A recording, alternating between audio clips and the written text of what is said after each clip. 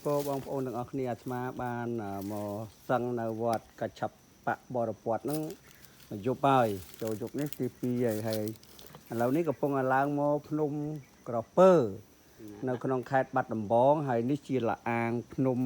ក្រពើចំណានពោហើយព្រះអង្គគ្រូអ្នកនាំផ្លូវលោកថាមិនធ្លាប់និមន្តឡើងដែរមិនដែរចុះហ្នឹងហើយឥឡូវនេះលោកចង់ចុះដែរយកខ្សែគេហៅមកដើម្បីនេះលាអាងចាក់កត្រៀមចុះហ្នឹងនេះគេហៅលាអាងចាក់កណាណាអ្នកចាក់កហើយចាក់កអីគេមកមើលអត់ហ៊ានឈរមើលទេសិតតែអើតមើលអាហ្នឹងគេហៅចាក់កហើយយកអីទៅចាក់ចាក់ត្រង់អើតកមើលគេហៅលាអាងចាក់កអញ្ចឹងហៅលាអាងអើតកវិញណាមានលាអាងចាក់កអើតកតែគេហៅលាអាងចាក់លាអាងអើតកមានអើតមែនណាចាក់ជ្រក់ណាមានផ្លែលំពេងនៅក្រោមហ្នឹងហ៎បែបតំណងជាមានផ្លែលំពេងណា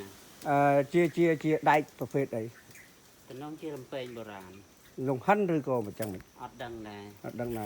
នៅមានទេលើចាស់និយាយទេនៅក្នុងហ្នឹងមានលំពេងមួយដើមលំពេងហ្នឹងលំពេងបុរាណអញ្ចឹងហើយវាដោតនៅហ្នឹងហ្មងហ៎កណា